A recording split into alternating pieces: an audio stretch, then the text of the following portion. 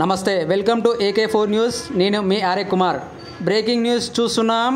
యాదాద్రి భువనగిరి జిల్లా భువనగిరి పట్టణ పరిధిలోని స్పిన్నింగ్ మిల్ వద్ద వరంగల్ హైదరాబాద్ జాతీయ రహదారి ప్రక్కన హైదరాబాద్ నుండి వరంగల్ వైపు వెళ్తున్న ఓ లారీలో గురువారం సాయంత్రం 4:45 అకస్మాత్తుగా మంటలు చెలరేగాయి.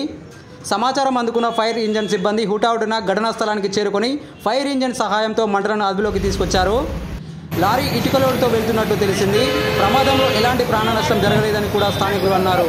షార్ట్ సర్క్యూట్తోన మరే కారణంగాన లారీలో అసలు మంటలు ఎలా చెలరేగాయనే విషయం తెలియాల్సి ఉంది.